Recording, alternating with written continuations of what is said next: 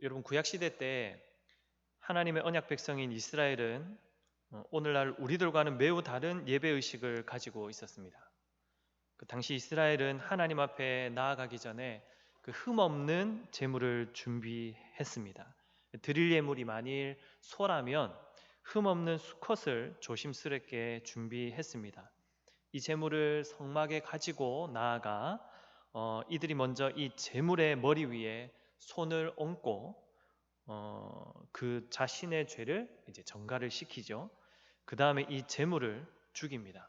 그 제사장들은 그 짐승의 피를 또 제단 사면에 뿌리고 제물은 각을 떠 제단 위에서 모두 불살랐습니다. 여러분, 이렇게 하나님께 제사하는 사람들은 자신들이 준비한 것으로 제물을 드렸고 또 그 제물이 제단 위에서 다 탈 때까지 그것을 지켜보고 있었습니다. 여러분, 어떤 면으로 보면 이 구약의 예배 의식이요 아주 생동감이 있고 생명력이 있고 감명 깊은 것이라 할 수 있을 것입니다. 왜냐하면 이 구약 시대 때 예배 의식, 이것과 우리 신약 시대의 예배 의식이 비교해 보면 우리 신약 시대 예배 의식이 더 단순한 것처럼 여겨지죠. 여러분, 우리는 이 시대에 소나 양 같은 제물을 잡지 않지 않습니까? 뭐 손에 피를 묻힐 필요도 없습니다. 뭐 제단을 쌓을 필요도 없고요. 그러니 불 피울 필요도 없습니다. 연기가 펄펄 나는 그 제단 옆에서 제물이 다 탈 때까지 기다릴 필요도 없죠. 그 동물로 제사를 드리는 시대가 이미 지나갔기 때문입니다. 그렇다면 오늘날 우리의 예배가 이 구약 시대의 제사와 완전히 동떨어져 있는, 형식이 완전히 바뀌었기 때문에 완전히 동떨어져 있는 아무런 상관이 없는 내용이 될까요? 만약에 그렇다면 사실 우리는 레위기서를 읽을 필요가 없어지게 됩니다. 여러분, 레위기서가 희생제물의 예배의식으로 가득한 책인데 이 책이 우리와 아무런 상관이 없게 되어진다라는 거죠. 하지만 그렇지 않습니다.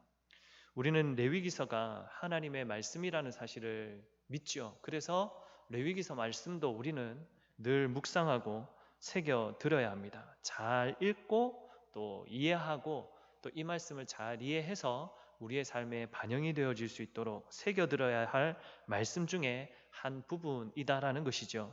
그래서 오늘 저는 말씀을 통해서 이 번제에 대한 의미를 조금 살펴보면서 오늘날 이 구약의 제사는 우리의 성도들의 예배 생활과 어떠한 관련이 있는지 조금 살펴보며 오늘의 말씀을 증거하고자 합니다. 여러분, 첫 번째로 기억할 것은 번제는요 하나님께 흠 없는 온전한 제물을 드렸다라는 것입니다. 오늘 본문 3절을 보시면 그 예물이 소의 번제이면 흠 없는 수컷으로 회막문에서 여호와 앞에 기쁘시게 받으시도록 드릴지니라 라고 말씀하고 있죠. 하나님께서는요 흠 없는 제물을 원하셨습니다. 이스라엘 백성들은 하나님께 드릴 제물을 선택할 때 다음과 같은 것들은 이제 배제시켰습니다. 얼룩진 것, 다친 것, 다리를 저는 것, 그리고 병든 것, 늙은 것, 그리고 암컷도 사실은 제거했습니다. 암컷을 제거하는 이유는 이제 피와 관련된 거기 때문에 더 깊은 내용은 굳이 아실 필요 없고요. 아무튼 자기의 소유 중에 얼룩지고 다치고 흠이 있고 병들고 늙은 이러한 것들, 그리고 이러한 것들을 다 합당하지 않았기 때문에 제물로 선택하지 않았습니다. 근데 만약에 자기 소유물 중에 이러한 것이 없다 그러면 이웃에게 가서 구매해서라도 사서라도 흠 없는 것으로 제물을 드려야 했습니다. 여러분, 왜 그래야만 했을까요? 하나님께서 거룩하시고 완전하신 분이시기 때문입니다. 그렇기 때문에 하나님께 바칠 제물들 역시도 하나님께서는 완전하고 온전한 것들로 요구하신 것이죠.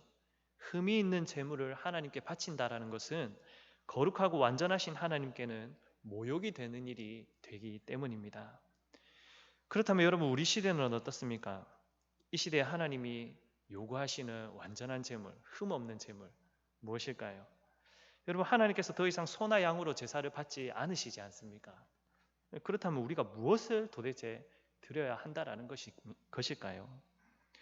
여러분, 하나님께서는 우리들의 존재 자체, 즉 몸을 산 제사로 드리라고 말씀합니다. 우리 로마서 12장 1절 말씀에 사도 바울이 이렇게 말씀을 통하여 우리에게 가르쳤습니다. 너희 몸을 하나님이 기뻐하시는 거룩한 산 제물로 드리라. 이는 너희가 드릴 영적 예배니라. 여러분, 우리 주 하나님께서는 우리에게 산 제물을 요구하시는데 우리의 몸과 영혼을 온전히 하나님께 드리기를 요구하고 계십니다. 그런데 사실 여러분 생각해 보십시오. 구약의 흠없는 제물과 우리의 이 몸과 영혼, 우리의 몸과 영혼을 하나님께 드리기 위해서는 우리의 몸과 영혼이 거룩하고 흠이 없어야 하지 않습니까? 그런데 우리는 흠이 없습니까? 거룩합니까? 여러분, 흠이 없는 존재들이 아니다라는 것이죠. 우리는 모두 찢겨진 자들이고 상한 자들이고 이미 터져 있는 사람들입니다. 무슨 말이냐면 외형적으로 모습이 그렇다라는 것이 아니라 우리는 본질적으로 죄로 말미암아 더러운 상태며 찢겨진 상태며 우리는 이미 하나님께 바쳐드리기에는 흠이 너무나도 많은 존재다라는 것입니다. 그런데 어떻게 우리가 하나님을 기쁘시게 하는 하나님이 받으실 만한 거룩하고 온전한 흠없는 산제물이 될 수 있겠느냐는 것입니다. 너무 난감하죠. 도대체 우리가 무엇을 준비해야 하며 어떻게 준비되어져야 한다는 것입니까? 사람의 근본 자체가, 근원 자체가, 본질 자체가 부패한데 더럽고 흠이 많은데 어떻게 하나님이 기뻐하시는 제물로 드려질 수 있겠느냐라는 것입니다. 포기할 수밖에 없나요? 여러분, 하나님께서는 우리에게 불가능한 일을 요구하시지 않으셨습니다. 베드로전서 1장 18절에서 19절 말씀은 우리 함께 한번 찾아 읽어볼까요? 베드로전서 1장 18절에서 19절 말씀입니다. 신약입니다. 베드로전서 1장 18절과 19절 말씀을 우리 함께 한번 읽어봤으면 좋겠습니다. 18절 19절입니다. 함께 읽겠습니다. 시작. 너희가 알거니와 너희 조상이 물려준 헛된 행실에서 대속함을 받은 것은 은이나 금같이 없어질 것으로 된 것이 아니요 오직 흠없고 점없는 어린 양 같은 그리스도의 보배로운 피로 된 것이니라. 아멘. 여러분, 구약의 이 흠없는 제물들은 사실 예수 그리스도의 모형이었습니다. 구약 시대에 하나님께서 이스라엘 백성들에게 요구하신 이 흠없는 제물들은 사실 장차 오실 예수 그리스도를 예표하는 모형이요 그림자였다라는 것이죠. 여러분, 하나님 아버지께서 자신의 백성들에게 흠없는 제물을 요구하셨지만 정작 하나님께서는 우리를 너무나 사랑하셔서 흠없는 그 제물을 준비해 주신 것입니다. 마치 아브라함이 이삭을 제물을 바치라 하신 하나님의 말씀을 따라 순종하며 하나님의 말씀대로 이제 이삭을 잡으려고 했을 때 그 이삭을 하나님께서 살려주시고 뒤편에 뿔이 걸려있던 흠없는 순양을 준비해 주신 것처럼 말입니다. 여러분, 예수님은 본질적으로 하나님의 본체이시며 동시에 성부 하나님의 아들이셨죠. 그런 분이 사람의 몸을 입어 성육신하여 이 땅에 오셨습니다. 사람의 몸으로 나시긴 하셨지만 성령으로 잉태되셨기 때문에 죄는 없으신 분이셨습니다. 죄도 없고 아무런 흠도 없으신 그 이 땅의 사람으로서는 유일한 그 예수님께서 우리를 위해 친히 자신의 몸으로 희생제물이 되어 주셨습니다.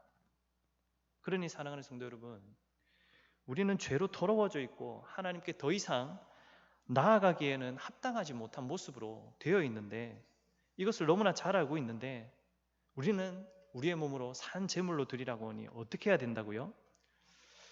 그런데 이것을 어떻게 해야 된다고요? 예수님으로 말미암아 되어져야 된다라는 것입니다. 우리는 지금 하나님 앞에 나아가 예배하는 자들이 되었죠. 여러분들이 지금 이 자리에 나와서 예배하는 것은 하나님의 은혜이지 않습니까? 왜 그럴 수 있나요? 내가 의로워서가 결코 아닙니다. 내가 잘나서가 결코 아닙니다. 내가 아무런 죄도 없고 흠도 없는 그런 자가 되어졌기 때문에서가 아닙니다. 예수 그리스도께서 완전한 희생제물이 되어 주셨기 때문입니다. 그래서 우리는 그 예수 그리스도께서 아무런 흠없고 죄 없으신 분이 나를 대신하여 죄값으로 대신 희생제물이 되어 주셨기 때문에 이제 그 예수님을 그리스도로 믿는 믿음으로 우리는 예배하는 자, 하나님 나라에 들어갈 수 있는 자가 된 것이죠. 여러분, 이것이 얼마나 큰 은혜입니까? 우리 능력으로는 불가능한 것을 예수 그리스도께서 이루셨습니다. 그러므로 사랑하는 성도 여러분, 우리는 예수 그리스도를 결코 버리거나 떠날 수 없는 자들이 된 것입니다.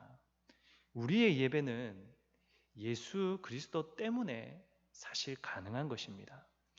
흠 없는 제물 대신 예수 그리스도께서 나와 함께 하셔야만, 그분으로 말미암는 새 사람을 입은 자가 되어야만 우리의 예배는 하나님이 기뻐 받으실 수 있는 진정한 예배가 된다라는 것이죠. 여러분, 사실 다른 거 다 빠져도 괜찮습니다. 오직 예수 그리스도 없이는 하나님이 연락하시는 예배가 되지 않습니다. 흠없는 제물로 진정한 제사를 드리듯이 예수 그리스도가 없이는 진정한 예배가 되지 않는다라는 이 성경적인 원리를 꼭 기억해 주셔서 부디 예수님을 그리스도로 믿는 이 믿음을 온전히 가지시고 예배 자리로 나오시는 저와 여러분들이 다 되실 수 있기를 바랍니다. 두 번째로 기억해야 될 것은 번제는요, 하나님 앞에 죄인임을 고백하는 것입니다. 오늘 본문 4절을 보시면 번제를 드리는 예식 가운데 번제물의 머리에 안수하는 장면이 나옵니다.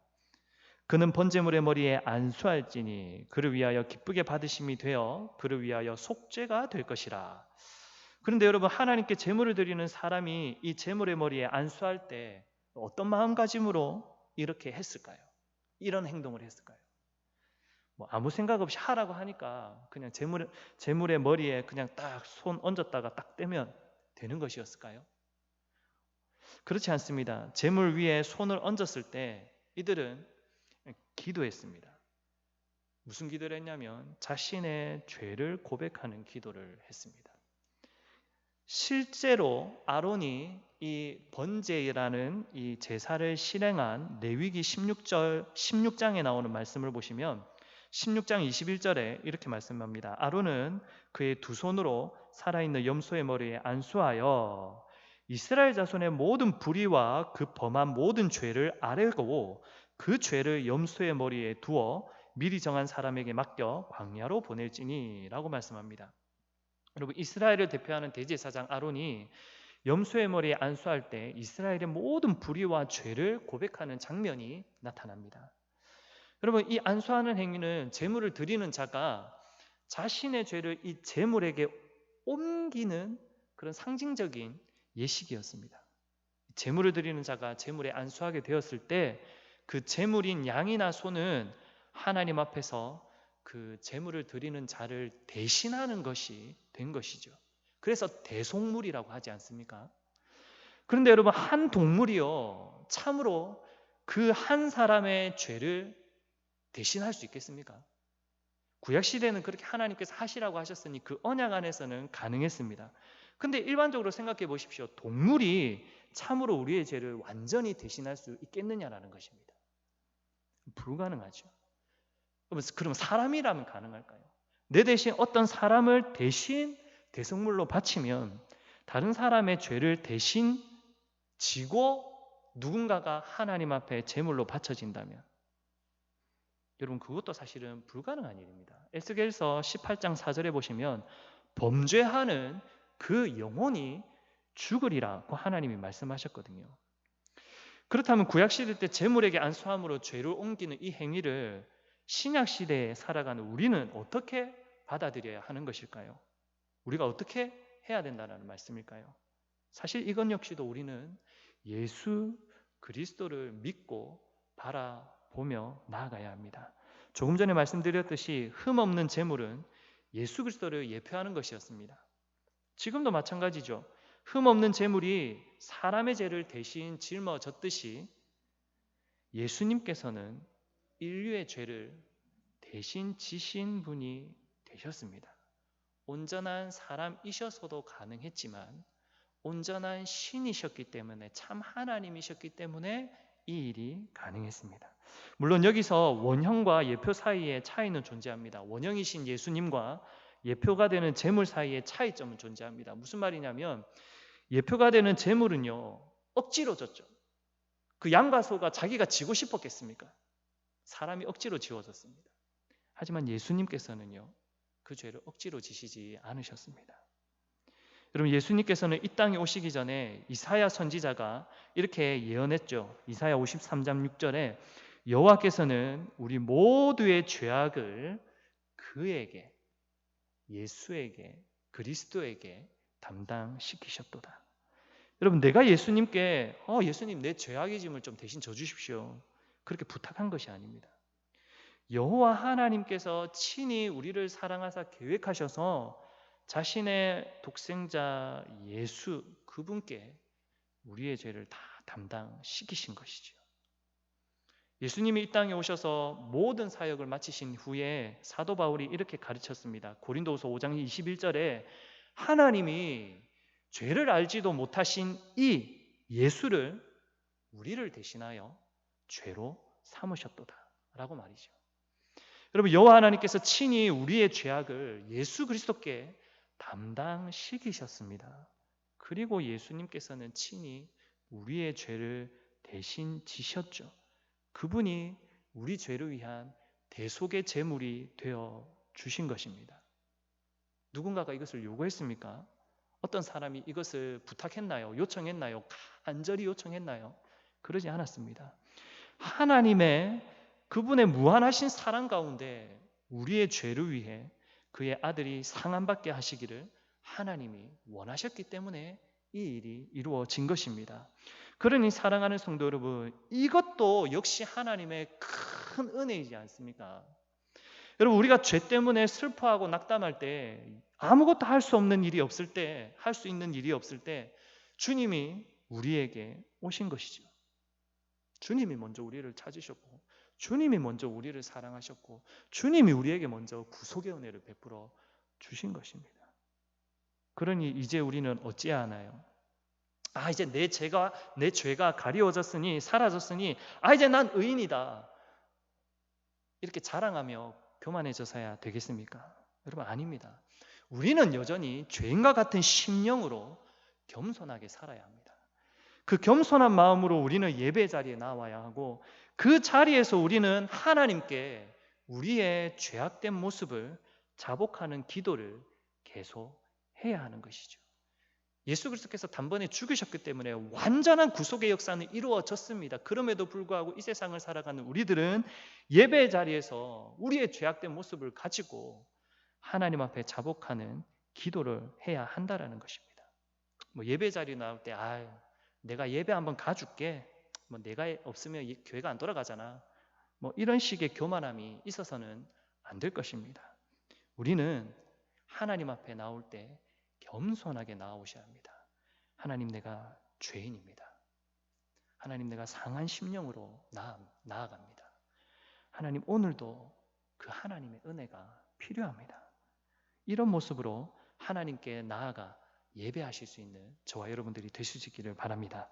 세 번째로 기억할 것은, 번제는요, 하나님 앞에서 죽는 것입니다.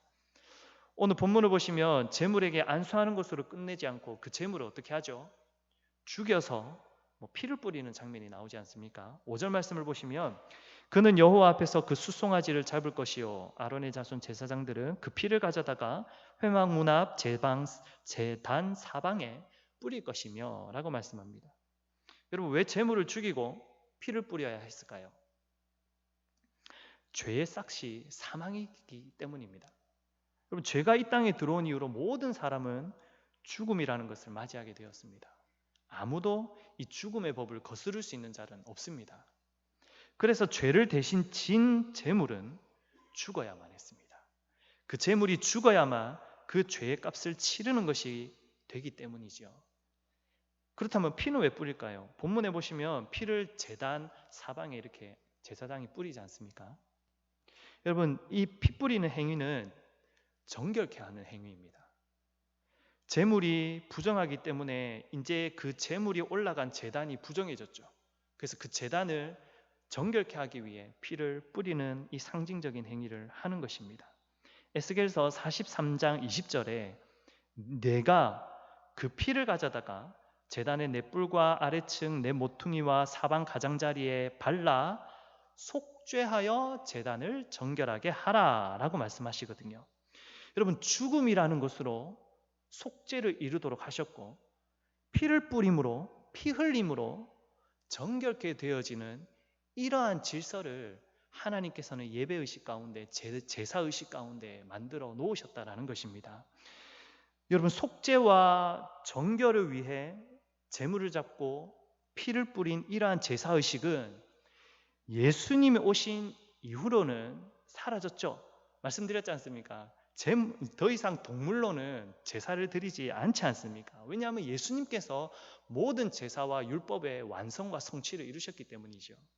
다시 말씀드리자면 구약 제사의 모든 것이 이제는 예수 그리스도께서 대속의 죽으심을 담당하셨고, 그리고 그분께서 십자가에서 자신의 피를 흘려주셨기 때문에 우리는 그 자리로 나아가야 한다라는 것입니다.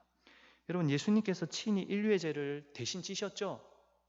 십자가에 달리셨습니다. 죽임을 당하셨습니다. 예수님이 연약하셔서 십자가 형벌을 이기실 수 없기 때문에 당하신 것이 아니라 그분은 친히 자신의 생명을 지킬 권세도 계시고 버릴 권세도 계셨기 때문에 그분은 우리를 위하여 버릴 권세를 쓰셨습니다. 자신의 생명을 지킬 권세를 쓰신 분이 아니라 자신의 생명을 버릴 권세를 친히 사용하신 분이십니다. 그래서 그분의 흘리신 보혈의 피, 그것으로 우리는 정결함을 입었고, 그분이 죽으심으로 우리는 대속의 은혜를 입게 된 것입니다. 여러분, 우리가 하나님께 드리는 예배는요, 이러한 은혜를 알고 온전히 받은 자들만이 할 수 있는 것입니다. 참된 예배는요, 오직 예수 그리스도의 구속의 은혜를 받은 자들만이 할 수 있는 것이라는 사실을 우리가 반드시 기억해야 합니다. 사랑하는 성도 여러분, 말씀을 맺고자 합니다. 여러분, 번제라는 이 제사는요, 완전히 태운다라는 의미가 담겨 있는 제사지 않습니까? 여러분, 번제를 드린 이후에는요, 그 제물과 드려진 제물과 관련된 그 어떠한 것도 그 자리에 남아있지 않습니다. 다 사라지고 말죠. 그런데 하나님께서는 그 제물의 연기를 향기롭게 받으십니다. 여러분, 우리는 자신의 모든 것들을 하나님께 드려 우리를 구속하신 예수 그리스도의 속죄의 은혜를 늘 기억하는 성도들이 되어야 합니다. 우리는 이제 예수 그리스도께서 자신의 모든 것들을 바쳐 우리를 위하여 희생제물이 되어주시고 대속의 제물이 되어주시고 화목제물이 되어주신 것처럼 우리는 이제 나의 모든 것들을 그리스도를 위해 다 바쳐서 예배 자리로 나오는데, 이것이 나의 공로가 아니라 오직 예수 그리스도의 공로로 하나님을 예배하는 자다라는 확신과 믿음을 가지시고 예배의 자리로 나오시는 저와 여러분들이 다 되실 수 있기를 바랍니다. 여러분, 예배의 자리에서 재미나 감동이나 어떤 인정을 받으려고 하지 마십시오.